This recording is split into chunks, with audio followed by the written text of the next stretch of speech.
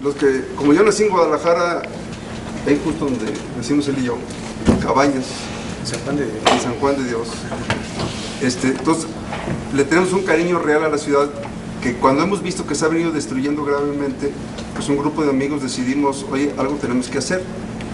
Y empezamos a identificar, estoy hablando hace 10, 12 años, el colectivo empezó hace 15, etcétera. Empezamos a identificar que en el caso de la movilidad, el vicio entre los gobiernos, el que fuera, y los transportistas, estaba muy armado y parecía que no había ninguna manera de romperlo. Y que el último plan que se había desarrollado era el de Matute Remos y que no pasó por lo mismo. Ese era uno de los temas. El otro, el que se perdió la Guadalajara caminable y se perdió la Guadalajara transparente de los cielos, etcétera, etcétera. O sea, yo creo que el diagnóstico todos los conocemos. Y el planteamiento que nos hicimos diferentes grupos y personas, estoy hablando hace 10 años más o menos en promedio, oigan, como ciudadanía vamos buscando un proceso donde de qué manera logramos romper con este vicio que políticamente no se puede romper.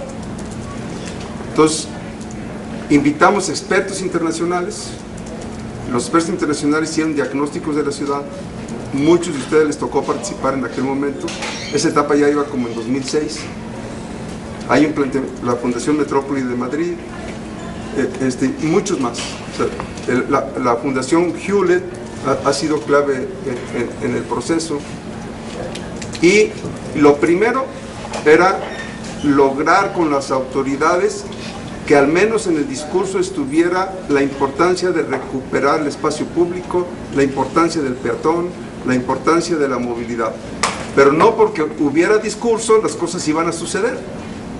Y entonces armamos una estrategia entre las diferentes organizaciones para cuál sería la práctica que nos pudiera ayudar a romper el ciclo vicioso de en campaña yo transportista te mantengo, te apoyo, y cuando tu autoridad llegas me sostienes la concesión en las condiciones. Digo, hablando en plata pública.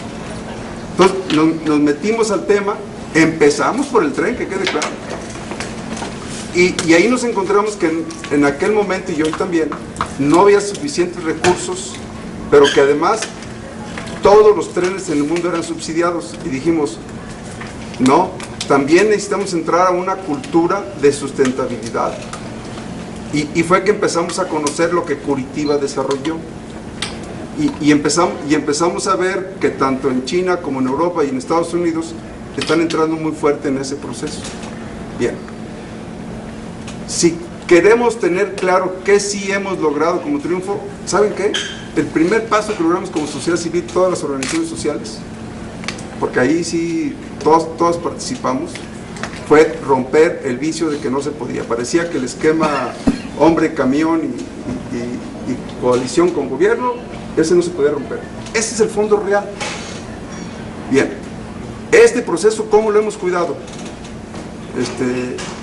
Daniel me preguntaba antier, oye, ¿quién está apoyando el proceso técnico de esto? Pues son gente seria que todos conocemos. Es Pepe Pliego en todo el tema de urbanismo. El relator de todo el proceso, Jesús Rodríguez. El Mario Córdoba en el aspecto técnico. El doctor Luis Felipe Siqueiros. Bien, a lo mejor no son los mejores del mundo, bueno, son técnicos que nos ayudaron a estructurar el proceso. Entonces, hoy, lejos de meternos a quién tiene la razón, porque les puedo dar 20 razones en donde el gobierno no ha cumplido, y les puedo dar 20 razones en los ayuntamientos no han cumplido. El tema concreto a poner en la mesa es, ¿y la sociedad civil qué? Ese es el problema.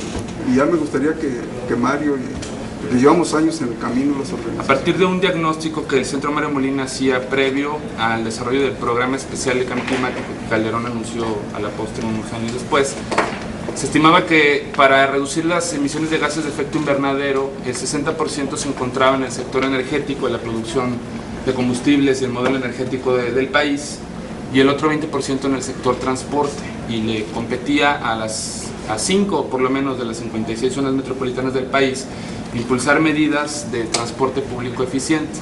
Todo esto lo comento porque yo sí creo, y es importante decirlo, que se ha confundido a la opinión pública diciendo que el BRT no es un transporte ambientalmente óptimo. Es un transporte ambientalmente óptimo, y en la lógica de construir lo que sí tenemos es la primera línea en América Latina, aquí está uno de los estudios que lo sustentan, que funciona con motor Euro 4, que es el motor más eficiente disponible para México, y diésel de ultra bajo azufre, que tiene 15 partes por millón, y que a diferencia del planteamiento que hace el Centro de Estudios Estratégicos para el Desarrollo, en contraposición al Centro Mario Molina y en contraposición al Consejo Internacional de Transporte Limpio con sede en San Francisco, California, pues esa combinación de diésel UVA y motor Euro 4 nos daba una reducción de 95% de contaminantes en 5 contaminantes criterio, que son los que medimos aquí, en 6 de los 5 que medimos aquí en Guadalajara, además del tema de gases de efecto invernadero. Entonces, Macrobús opera de esa manera. Macrobús no es el responsable, ni los BRT son los responsables de la congestión vehicular, porque tiene mucha relación con las malas decisiones de desarrollo urbano que los municipios han tomado, con el hecho de que Vialidad no tuviera la semaforización adecuada, con el hecho de que hay un amparo de una ruta de transporte en la calzada de Independencia, con el hecho de que no hay una regularización del transporte de carga en muchas vialidades de la ciudad. Entonces, yo creo que eso sí es importante decirlo. Hay un trabajo técnico muy serio, de mucho tiempo, para lograr el tema de la combinación de eficiencia ambiental y eficiencia energética. Entonces, producto de ese proceso, nosotros nos dimos a la tarea de convocar a estos especialistas internacionales, que creo yo su prestigio y su experiencia en este estudio son 15 ciudades del mundo, pues no está a discusión. También convocamos a la Universidad de Guadalajara. Está dividida en tantos centros universitarios que yo de pronto me entero de nuevos expertos y técnicos en el tema. Yo hasta el día de hoy los únicos que sé que son expertos, y a lo mejor estoy mal, son el maestro Mario Córdoba y Jesús Arreola, por lo menos en el tema de movilidad, que no es excluyente de otros temas urbanos. Se convocó gente del CUSEI, gente del CUCBA. Hicimos unas jornadas, que producto de esas jornadas es un documento que está disponible en nuestra página, que se llama 50 acciones para promover la movilidad sustentable en la ciudad, donde BRT es una de ellas. El tema de desarrollo urbano es otra, el tema de la modernización del transporte colectivo es otra, el tema de la tecnología de prepago, combustibles limpios y toda la parte educativa y de incentivo a lo no motorizado. Entonces, hemos trabajado las organizaciones, no solo el colectivo. El Plan Maestro de Movilidad No Motorizada creo que es otro éxito, es la primera de las 56 áreas metropolitanas del país que lo tiene. Organizamos en colaboración con el doctor González Romero y en colaboración con el CUAD, el Diplomado de Movilidad Sustentable, donde se debatieron los aspectos técnicos del BRT. Entonces yo creo que el tema técnicamente se sustentó. Lo que en un plan propositivo identificamos que tiene que mejorar, pues por un lado es el mecanismo de toma de decisiones. Es algo que necesitamos rescatar, es que en términos reales la movilidad no debe ser priorizada solo para los vecinos afectados por las obras, que en muchos de los casos no son los usuarios de los sistemas. Hay gente que vive en Javier Mina que nunca se ha subido al tren ligero ni lo hará porque camina para ir a las tortillas. Si tú le preguntas si quiere la obra, pues te dirá que no fue consultado. Y ojo, la socialización no funcionó bien, y eso siempre se señaló, ¿no? Solo que las organizaciones civiles no sustituimos a la CEDESOL ni a las EMADES para hacer ese trabajo, ¿no? Por ahí algunos académicos habían pedido, es que las ONGs tienen que hacerle decir, perdón, bastante trabajo hicimos en acercar recursos internacionales que no le costaron a nadie, y que la universidad pública y la privada tenían la obligación de presentar estudios y no lo hicieron. Entonces, regresando, los mecanismos de consulta. Guadalajara, municipio, tiene un consejo de movilidad no motorizada, que es su atribución en términos de lo que le compete al municipio, reglamentado con fecha del 9 de julio del 2009. Es un consejo que tiene carácter de órgano popular, así está establecido en su reglamento.